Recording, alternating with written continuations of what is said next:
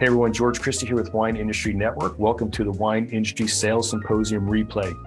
We recently had the Sales Symposium conference in person. It was a terrific day. We covered some great topics. We had some awesome speakers, but there were a few sessions that we called out that we wanted to share with a broader audience. For those of you that either couldn't attend in person, or even if you were there, but perhaps watching another session. So this one is all about artificial intelligence and the way it's impacting the way we market and sell our wines now, and the potential for AI and its impact on how we market and sell our wines in the future. So before we begin, I want to thank all of our sponsors for their support. In particular, I want to mention RedChirp, who is our replay sponsor. I'm super happy we've got Paul Mabry and Justin Noland to present this session, and I think you're going to really enjoy it. So once again, thank you for the time and enjoy.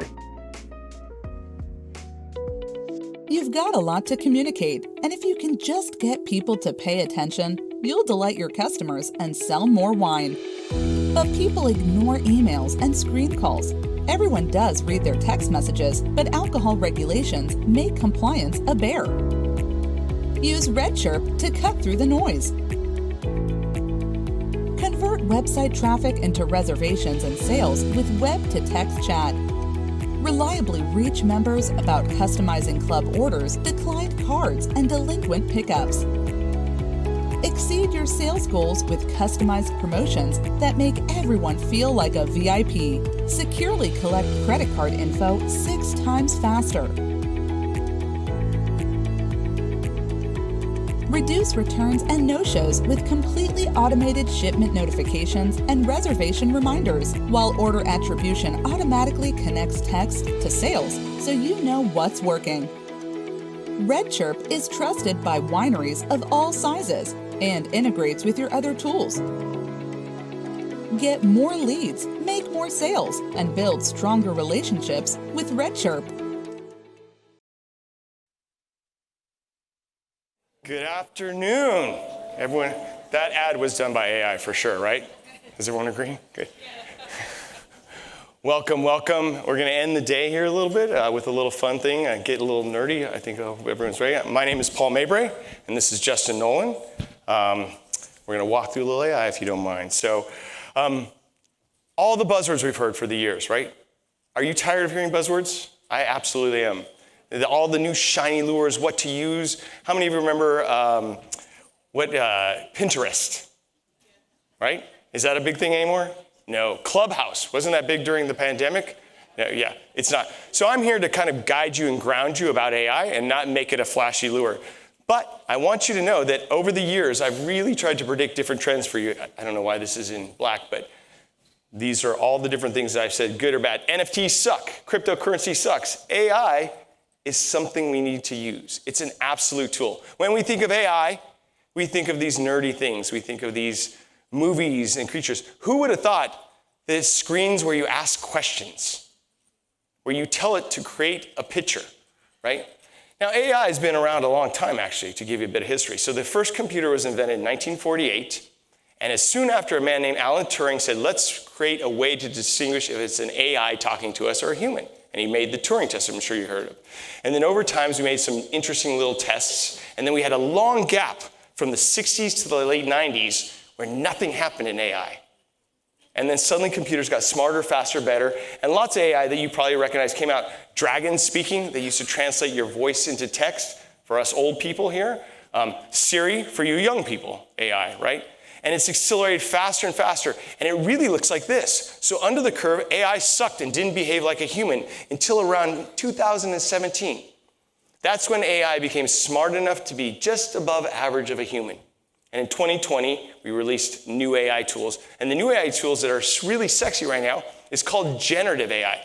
Because I just showed you AI has been around since the 50s, right? But generative AI is really new because it does something for you. It creates for you. It makes things. Old AI was nerd stuff, behind the scenes in a computer, figuring algorithm, doing math, saying, is this a truck or is this a bicycle, right? All those kind of things. It's not like that. So what happens now with generative AI is you put a database in, it understands that database, and it creates content from that database. So all the songs from Western song singers will create a Western song, right? And lots of data has been in there. Now, AI has been adopted faster than any other tool in human history right now. The speed by which we are using it. And by the way, there's an old saying, if you're not paying, you're the product. So what do you think we're doing as we ask questions of AI? We're teaching it to learn. We're teaching it to get smarter.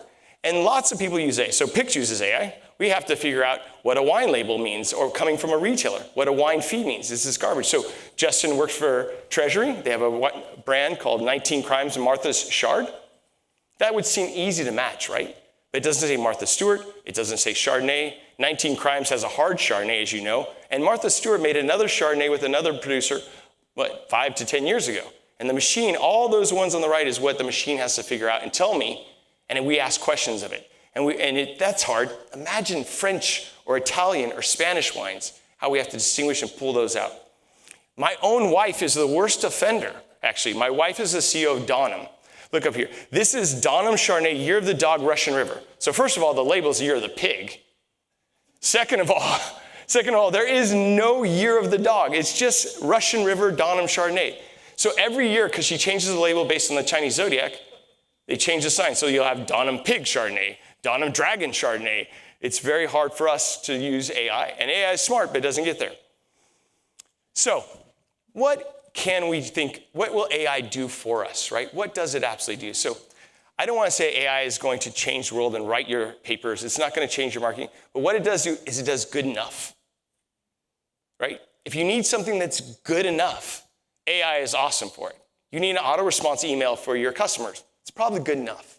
You need a quick picture that's going to be a disposable picture in your email marketing. It's probably good enough. You need a quick letter to your wine club members that a shipment's coming and they need to prepare and talk about the credit cards. Good enough, right?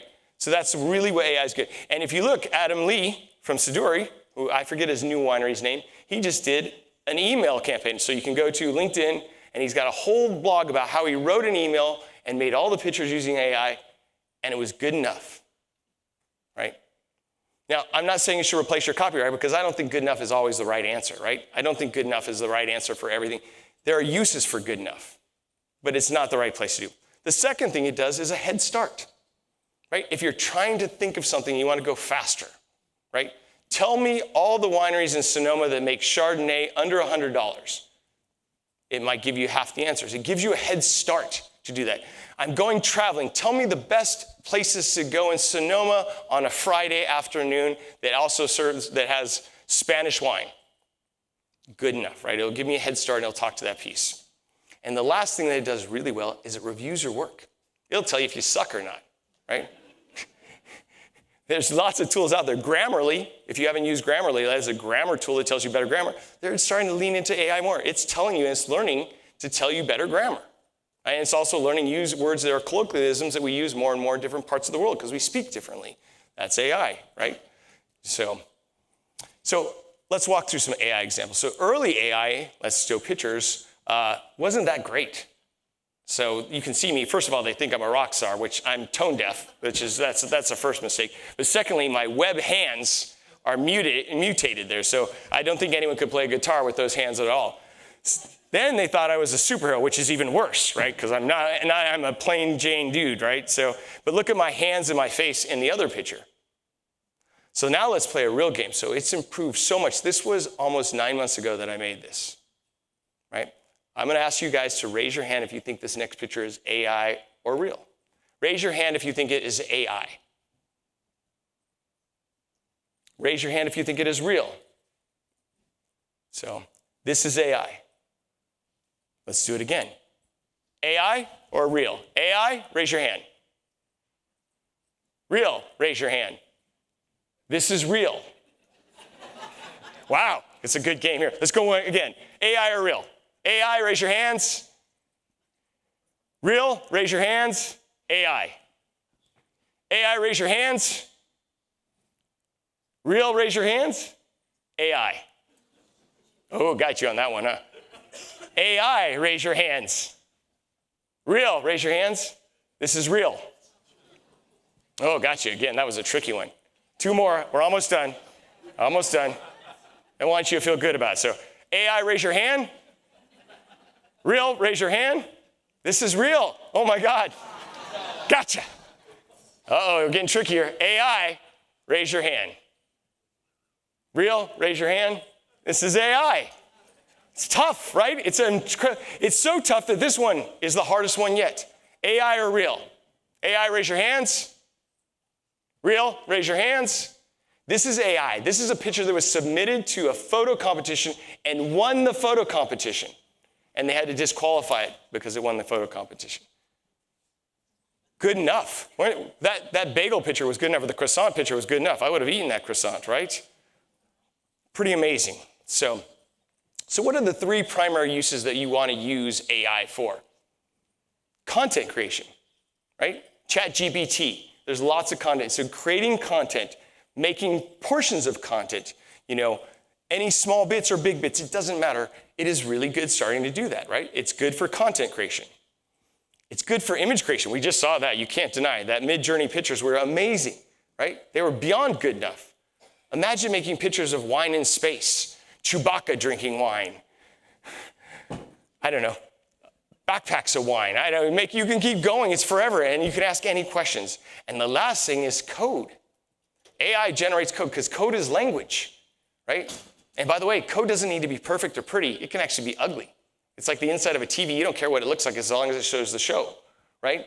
That's what code. So you can actually generate code as a non-coder to say, make me a website with a form X, Y, Z, and tell it, and it'll make those pages for you. Because it's good enough. It just has to work, right? Good enough. All right. So AI has a lot of good and bad going with it already. It's already trained. So training databases are the start of AI, and they cause the problems or the benefits. As an example, Twitter released a chatbot, and within 24 hours, the chatbot was saying, Hitler was right. Jesus Christ, right? That's how toxic Twitter is, just to put an example, right? Same thing for Facebook. Within a few hours, for a few days, it was already a racist chatbot. How does that happen, right? So the language, the training database that we put into it will give us the outcome. I'm telling you that because I'm going to tell you some other stories of the possible bad effects of AI, right? AI can make tools where you don't know what the truth is. We live in a post-truth world. There was an album or a song made by, not Drake, but by AI, and it sounded just like Drake. It's weird you say that. I just saw you say weird, but think about that. That's enjoying music. So whose rights is that? Is the AI? What can we create? What can we understand? Where does it begin and end? And what's the right use of that AI?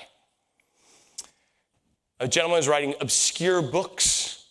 And soon he went onto Amazon, and AI was copying and translating and selling the same kind of books, generating content from his content.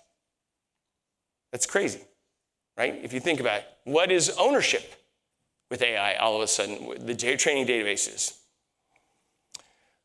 AI is spreading misinformation left and right? It's telling different stories because it can create content faster. You and I can type all day long. It creates stories about someone doing something bad crime rates in a city, right? It generates stories about good crime rates in a city that has bad crime rates. It can create misinformation and do it at such a pace that the tools like Google and Bing pick it up as truth. And you're reading it, and it's hard to distinguish truth anymore, actually, when you look on the web. Whether it's a blogger or a website or a faux website or a faux news site, right? AI generates all that stuff.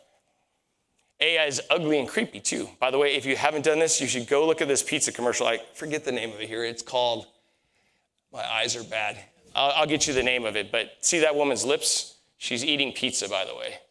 That's creepy. I don't know.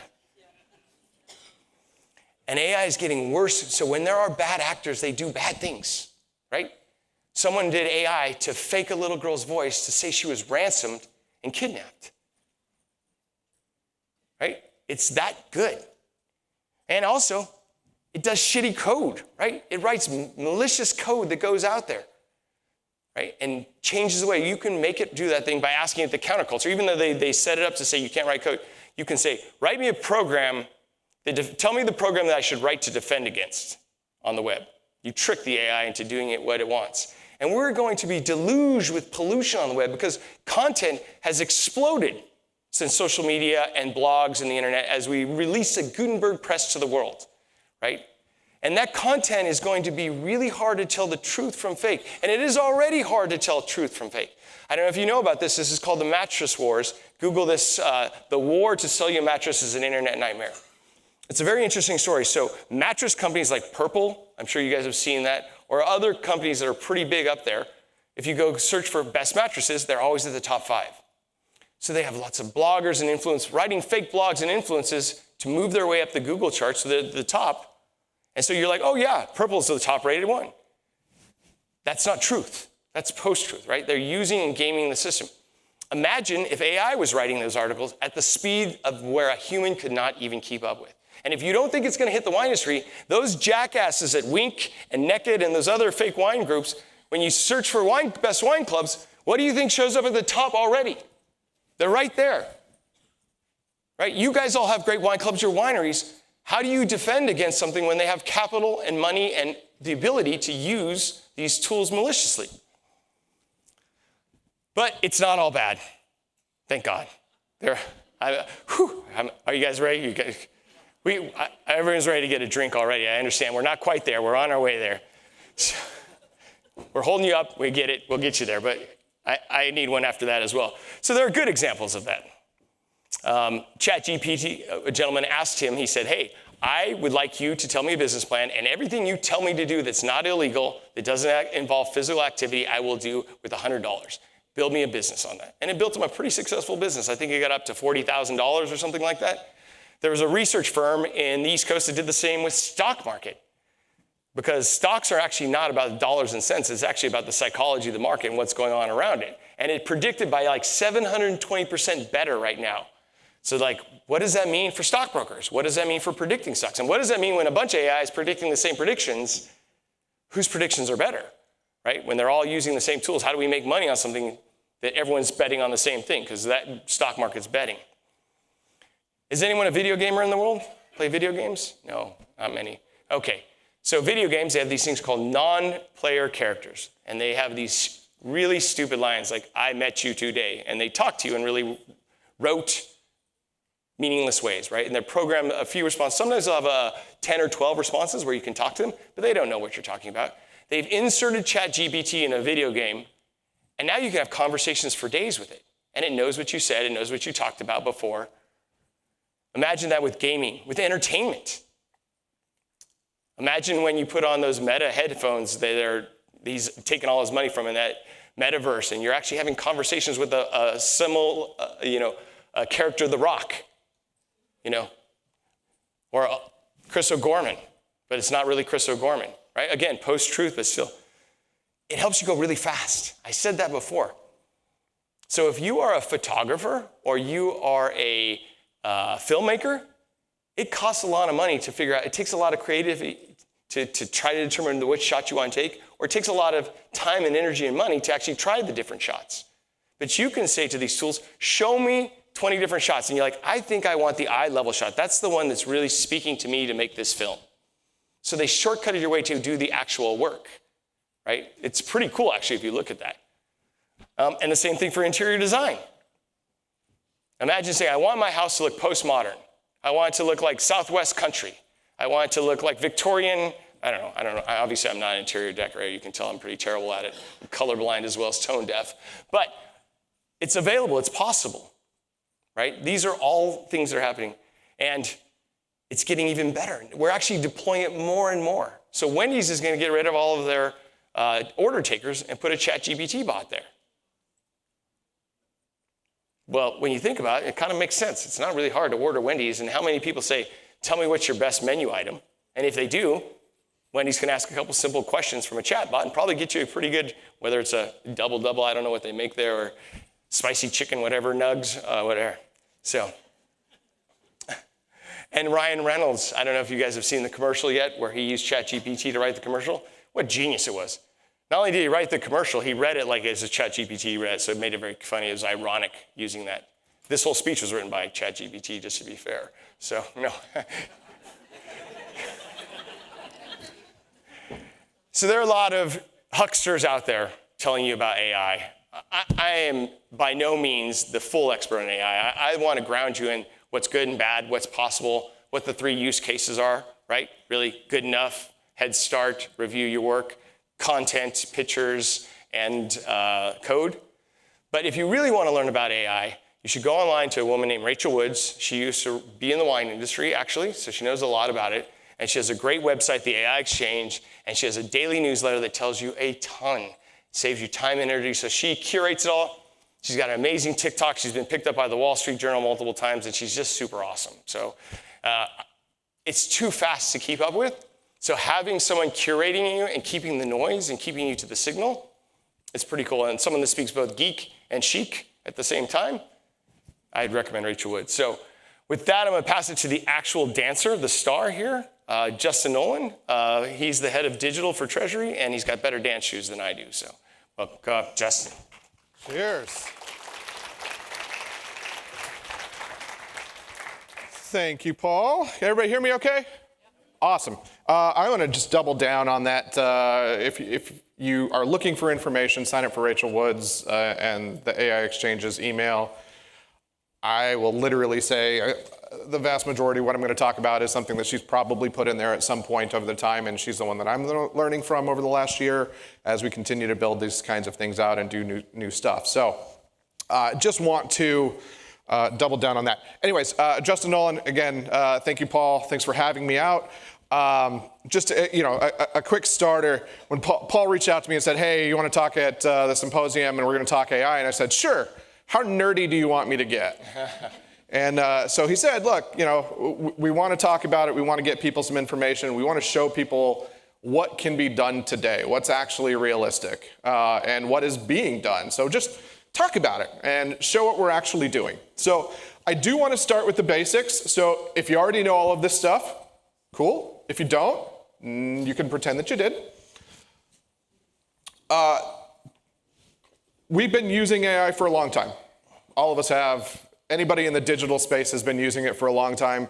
If you're using Facebook for optimizing any of your digital advertisements, if you're using Google Analytics and pulling any insights out of that, predictive AI is throughout all of those pieces, and it has been forever. Predictive AI takes data and says, this is what happened before, here's what we think is going to happen in the future, these are our insights. Generative AI is what we're talking about today, which in layman's terms, it's AI that creates stuff. Very cool. Prompting and prompt engineering, right? Like this is where we start coming up with new vocabulary when you probably don't need it. Prompt engineering is like this, hey, this is great. All that means is telling the AI what you want it to do. And getting more and more complex in how you tell the AI what you want it to do is what's going to continue to get you better and better results. If I say, AI, write me an article about a woman with a hat, there's a lot of different directions that AI can go with a woman with a hat. But you can get a lot more detailed. And that's what prompting and prompt engineering is all about. It's about really thinking through what are the best ways that we can talk to an AI? What are the best ways that we can communicate to tell this system what we want it to accomplish?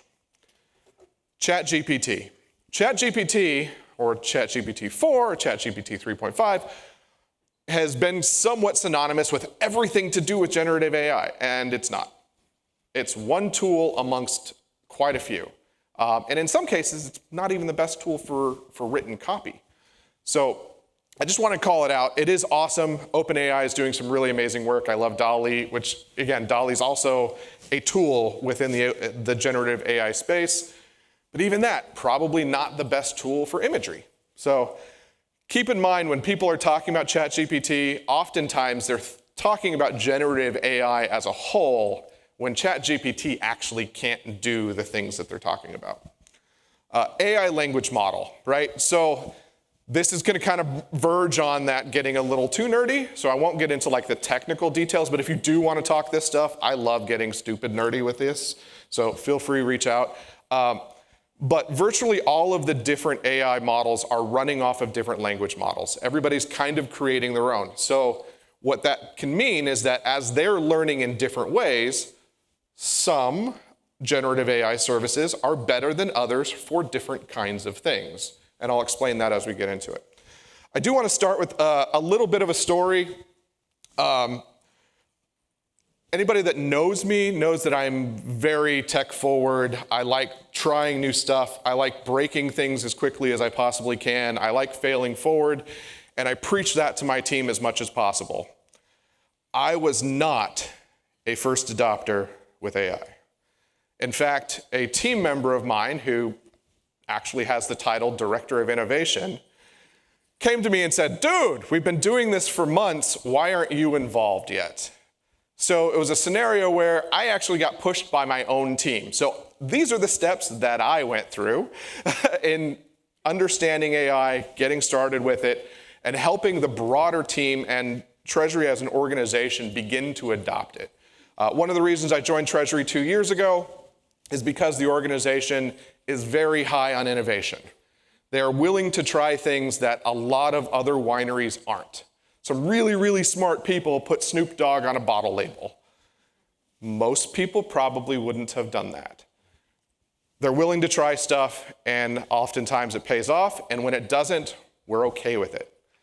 So getting AI into our business is one of those things that they said, great, figure it out, try it, see what works, and if it doesn't work, great. So my team, we head up all of the direct-to-consumer, digital e-commerce, and sort of the broader digital programming that we like to do in Treasury Americas. Said, here's what we're going to go with. It starts with us. Every single person on the team has to get comfortable with AI. We got to start learning. So LinkedIn Learning, we jumped into courses. We had the people who were using Jasper long before ChatGPT launched in November start talking to everybody else and getting everybody else signed up. And everybody picked a particular tool and said, I'm going to figure out how to use that, and then I'm going to teach it to the team. We started with a few different goals. What do we want to accomplish? And for us, and I would imagine this is, we share some similar problems, bandwidth is difficult. Adding new projects, adding new things, there's always that, man, I would get to that if I just had the time. So that was the goal that we started with, was how do we create bandwidth? How do we create opportunity for us? How can we delegate some things that take up a lot of our time, but don't necessarily drive the needle on the work that we're getting done? We started really small. Treasury is also a publicly traded company. We have really strong revenue goals. We try, we push. Our team is amazing. So we didn't want to risk the big picture, but we did want to make sure that we had goals that we could accomplish. So we started small. We were patient. We tried a lot of different things. We worked through a lot of components with tools and said what works, what doesn't. What are the tools that we need all of us to be proficient at that will actually allow us to do something and do something cool? And then we got creative and said, okay, now we're getting proficient at these tools. We got a goal. Here's what we want to do. And the broader organization challenged us with, show us what you can do now. Now that you've spent the time, you've spent the effort, show us. Show us something that you can do. So we started building something, and we started building it in a very cool way. We were challenged with an innovation project that was building our own, because we have a lot of different brands and we have a lot of different pieces to our organization in which we wanted to create our own discount site, to create our own way of moving through inventory or trying new things, or building a list of consumers that could take advantage of flash deals and flash sales and various things like that. So we're like, okay, that's great. That's something we need to do. That's a broader organizational goal, but let's do it in a much cooler way. So we built the entire website, top to bottom, code to content, entirely with AI. Every page, every email that comes out, every product description, every picture, even the logo, built through AI. Using ChatGPT, we created all of the different product landing pages. We built out the brand voice through prompting. So we created the prompts that gave us, this is what the voice of the wineevent.com is going to be. This is the style that we're going to be writing in. And it was able to pull out all of the different information, and it allowed us to keep it consistent. So instead of having a person writing copy across dozens of products all the time to build out product copy and to build out these landing pages in robust ways that are SEO friendly, that are giving people all the information they could possibly want to do to buy, we let ChatGPT do it. We also fed that same information in, and when we took back content, we built the social plans around it. So all of our social media presence and our paid ad programs are all generated through ChatGPT as well. But we wanted to take it a step further. We said, okay, cool. We've got the code done. We've got product copy done. We've got the email marketing done. What's next? And that's where we're like, okay, we got to try something else and show something else that's cool. So we launched a blog. And blogs are great for so many different reasons, but content it continues to be king, and it can be really interesting. What we found was ChatGPT was a little bit too technical with its talking style. Bard is trained on a different language model. It's trained on dialogue applications. So Bard is much more, and if you don't know Bard, it's the ChatGPT version in Google. So that's Google's product. They kick it off. It's great. And it's really functional to create a very personal writing style and personal functionality. But we also didn't want to deal with the imagery ourselves either.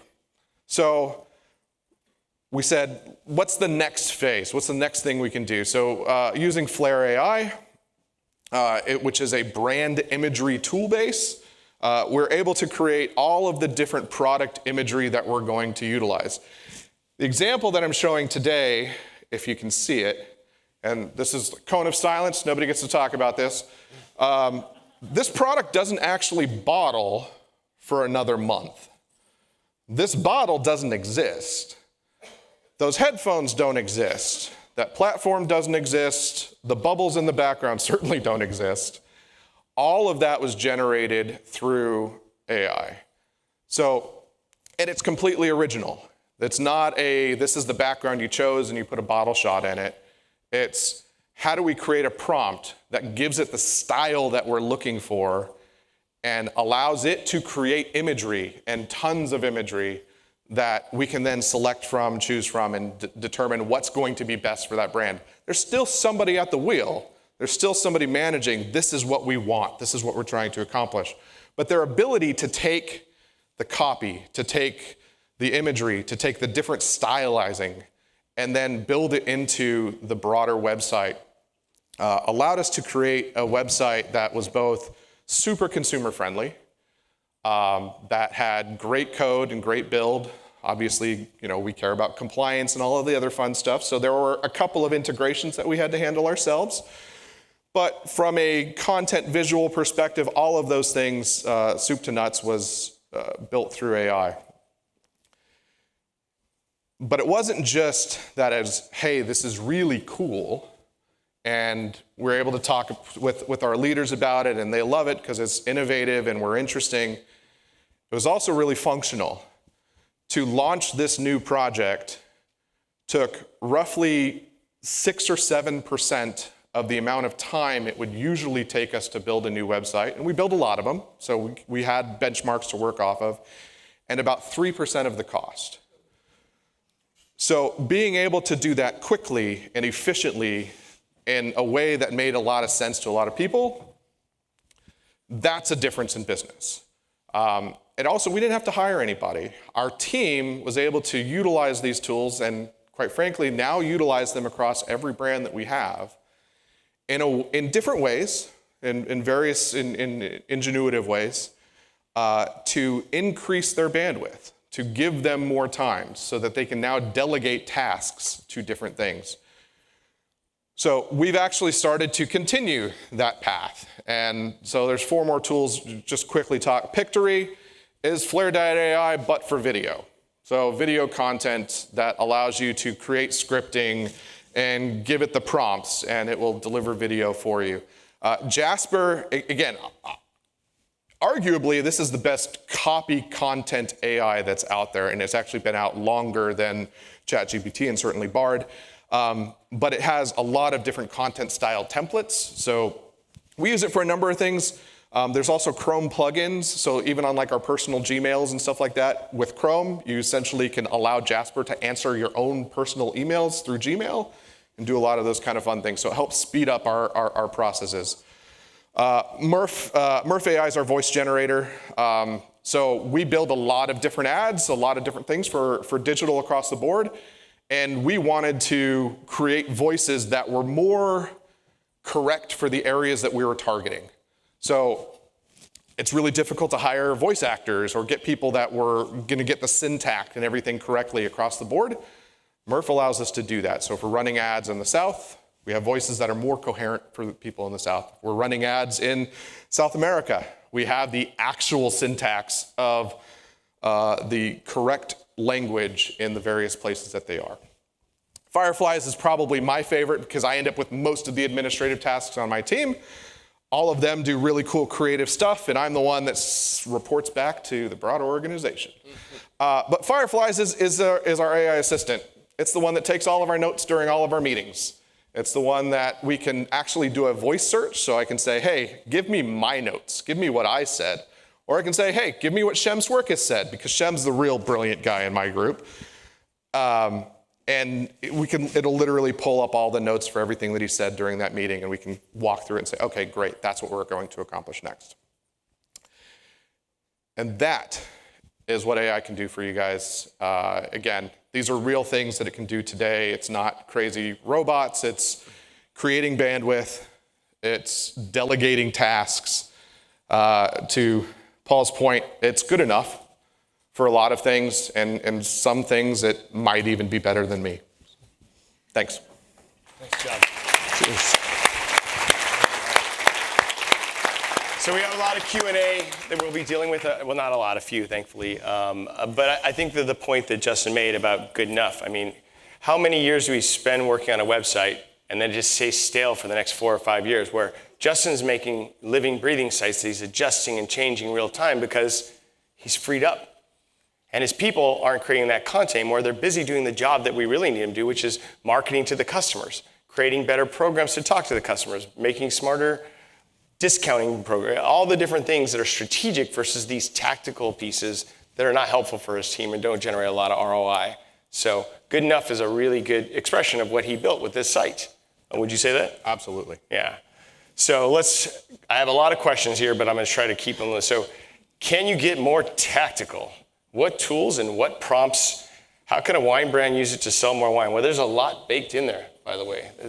So I'll let you go first. Yeah, in tactical, I would start looking immediately at tasks that you can delegate, right? Because that's the first thing that you can do that's the most valuable thing that you can do for your own business, for your own job, is to give yourself more time. So if there's opportunities to delegate a task to an AI that can speed up the process or provide you a process at a lower cost so that you can free up those cost resources to do something else, from a tactical standpoint, that's the first thing that you do. When you talk about prompts, right? So we talked a little bit about prompt engineering and the whole mindset there. Get in and try stuff. There's no substitute for actually doing it and building things out. There's lots of different websites. There's lots of different podcasts where people will say, here's the top 10 prompts that they use, and then they adjust them for the particular things that they're trying to accomplish. But there's really no substitute to actually doing it and kind of figuring out what works for you. The other great thing is most of these AI services also learn from you, right? Like that's the whole goal. You're the product. You're the one that's helping them learn. But the more that they learn and the more feedback that you're providing them about what is working for you, the better they are at providing stuff that is working for you. So the more often you're actually using it, the better off you're going to be. Yeah, I think that prompt engineering is a really challenging thing. It's like asking questions of your 3-year-old to get them to do what you want. You know how hard that is if you have children. It's a pain, right? And learning how to ask them specific questions so they do the specific task, or even moving up to your teenagers, which are almost worse than your 3-year-olds to ask what to do, right? No, go to the kitchen, pick up the paper, put it in the garbage can, close the garbage can, come back and tell me you finished it, right? That's a teenager, by the way, as you all know. You asked how to make more money, and there's lots of, that's a pretty broad topic, but we can go with a very tactical one. We know statistically that more emails or a frequency of emails generates more dollars. Now, you can overdo it, but we also know that the industry statistically does 50% does less than 4 emails a year, something like that. Another 30% does SEO. I have to get the stats from Silicon Valley. So a lot of you are spending not a lot of emails. How many emails do you send a week, Justin? Per brand, 4 to 5. Whoa. 4 to 5 a week. Now, Justin is arguably one of the most successful online DTC brands. He can't tell you the numbers, but they do a lot of DTC business. And this is a 3-tier brand where you can pick up Behringer and 19 Crimes in any Target or any store that you want, right? And yet they sell a lot online. It's because they leverage that. So using ChatGPT to help you generate more frequent emails is an easy way to make more money. So that's a tactical answer. It'll give it. I know we have reticence to do that. But the consumer doesn't have reticence. They know when to do it. They know when to it's a noisy, busy world. We may have caught them on an email day where they're just going, I want my spam gone. I wake up every morning, I'm like, today I can't deal with it. Other days I wake up, I'm, oh, that's interesting. That ad from so-and-so is really good. It's hit my nerve endings. Oh, it's Mother's Day week. I better pay attention to that one, right? Et cetera, et cetera. So, and I did. Thank God it was Mother's Day week. Yeah. Okay. How can wineries leverage their own data in a unique way? What sort of data is interesting? So I would start, it's actually kind of fun. So again, I give all the credit to my colleague, Shem Swerkis. Again, he's the brains behind the operation. I always joke that he's the guy that makes the stuff that I say we're going to do actually happen. One of the things that he did recently was, again, we send out a lot of emails, but one of the things that we like to do at the bottom of our emails is ask the customer what they want to see in an email. What do they like? What are they looking forward to? What are the kinds of things we should be doing more? But we leave it as one big free flow kind of thing so that they can just type in and they can say, this is exactly what we want.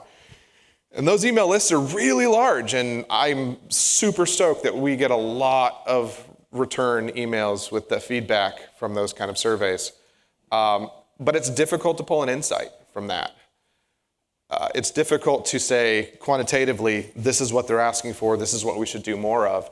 So one of the things he did, he actually used ChatGPT, pulled all of the data from all of those emails, not the consumers themselves, but what their answers were, fed it all into ChatGPT and said, give me a synopsis of what these people care about.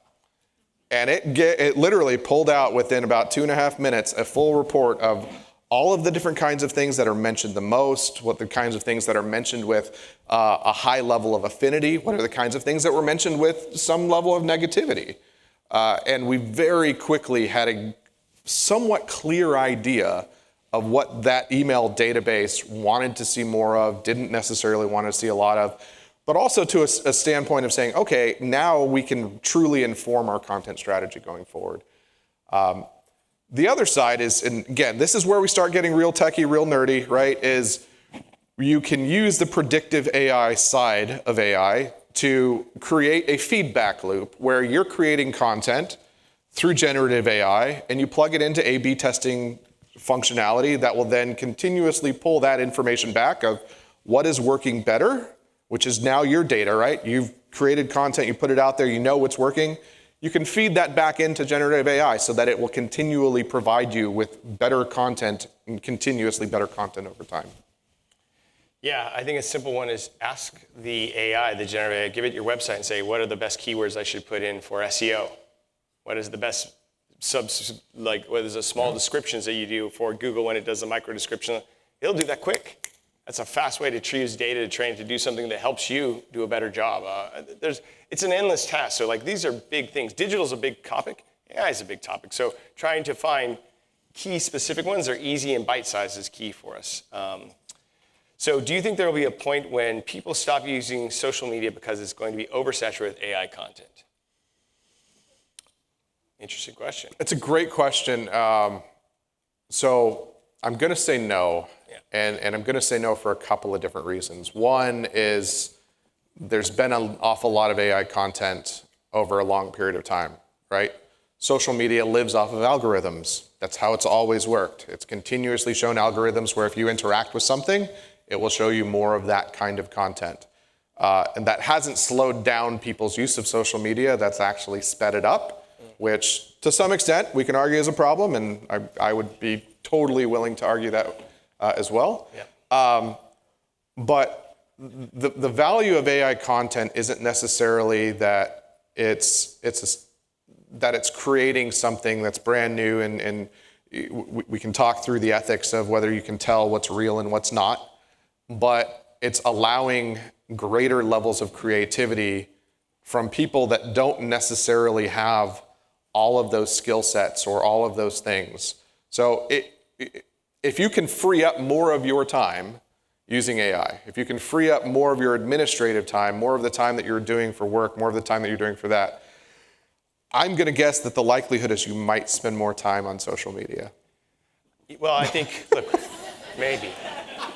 We're social creatures by nature. I think that you're seeing a pretty strong move, with the exception of the dippity-doo Elon Musk, to identity, right? To make sure that someone has a verification of who they are. Instagram has moved to that. Facebook has moved to that. Post.news, which is kind of one of the Twitter replacements, it's actually a good replacement just as of people, has moved to that. Because now you're talking to a person that you know is a person, right? That identity, that blue check mark was a huge failure that he did as he tried to build up the price. But the reality is we are all seeking to understand, is this a real person or a pseudo person? Is this a phishing person or a faker, or who is this person that I'm engaging, interacting with? Anonymous 62751. Is it really someone, or is it a bot, or is it a troll, or is it a sock puppet account, or all these different things? So you'll see a movement towards identity on a continual basis to counter that AI structure. All right, just two more here. Let's see here. I'll let you pick the next two. How's that? What do we got? Okay. Yeah. Is Paul Mabry an AI? Sorry, no, that's actually real, but I'm not going to. Let's see. Almost intelligent, yes. This is kind almost intelligent. This is kind of a fun one, and it gets technical. So if we don't answer it fully, reach out to me. But can you clarify the difference between machine learning and AI? Yeah, they're similar, actually. They're the same thing. AI is just the child of machine learning, actually. They're just almost like it's almost a new buzzword for the same concept. The difference is the way that we use the machine learning or the artificial intelligence is we create these complex language models that create something. So the new modern AI that we talk about, generative AI, but machine learning is actually done for a long time. It's actually very stupid. There's an old joke like, if 3 computers jumped off a bridge, the 4th computer would jump off the bridge, right? Because that's how the machine learns. It just follows what it's done before. That's a really nerdy joke, by the way. So, yeah, I could tell by the audience. Yeah, that's how geek I am. But the advantage of understanding the difference are minute. But really, it's like, what is the use case? How many of you are using machine learning besides? There we get a couple. Okay, wow. For data analysis, probably, right? Yep. Regression testing, and yeah, that's a great use case. I know who that one is in the back. So. But that's telling you an answer. It's telling you a small answer, and it's using that machine to figure out what does that answer look like. We've seen machine learning to say, tell me when this wine club member is going to trite. That's machine learning, right? Trying to understand based upon the data it has before, predicting what might happen later. 100%. Yeah. What if we didn't have a team? Can one person make this happen for a small winery? The answer is yes. Absolutely. Look. I'm just going to pull out, again, my copywriter on my team. Again, I have a relatively good-sized team, but one copywriter on my team, her name's Natalie Walling, she's phenomenal, handles blogs and email writing for every single brand Treasury Americas has.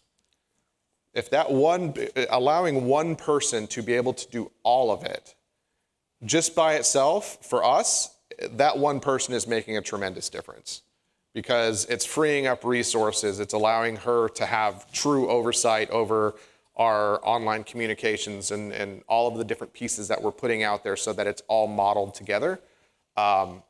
There's no reason that and again, it's just one piece of the broader job, but there's no reason that a single person that's, hey, and we've all been there, you're the marketing person at this winery, or you're the marketing and sales person, and you're probably doing a tasting every now and then because somebody's needed. There's definitely benefits that can be had by, again, using some of these tools to help free up time, free up bandwidth, and allow you to delegate some of that other work. And let's go back to the beginning. We're talking about someone who's mastered some prompt engineering, but I told you the 3 basic premises of AI, which is good enough, a head start, or review your work, right? Those are the main functions. If you're a single person, you're wearing a lot of hats, right? And technology is not technology for technology's sake. It's just a shovel. Technology is just a shovel. AI is just a shovel. And the difference is between technology is this shovel lets you do 100 things. E-commerce lets you sell to 100 people 24/7, or 1,000 people, 10,000 people. Social media lets you tell one message to as many people as you can spread it to. Email lets you talk efficiently instead of mailing letter after letter. So if you think of technology in that it's a scaling tool for you, and where do you want to scale fastest first?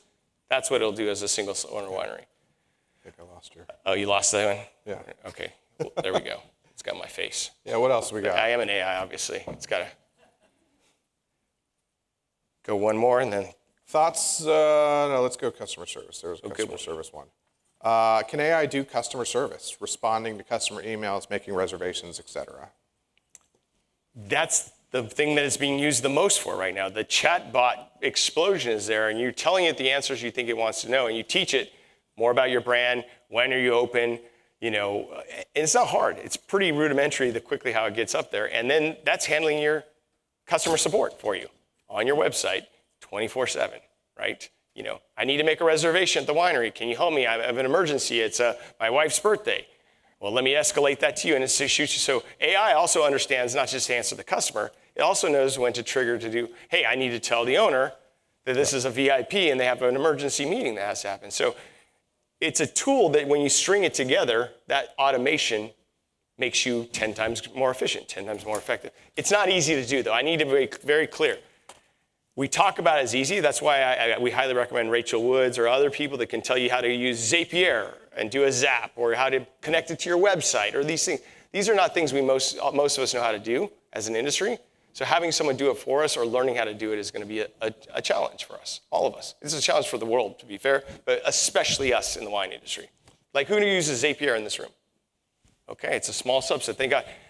That's a tool that almost everyone that uses e-commerce now outside of this does. So anyways, well, we thank you. I know George has some closing words to say for everyone, but thank you for having us to talk about AI.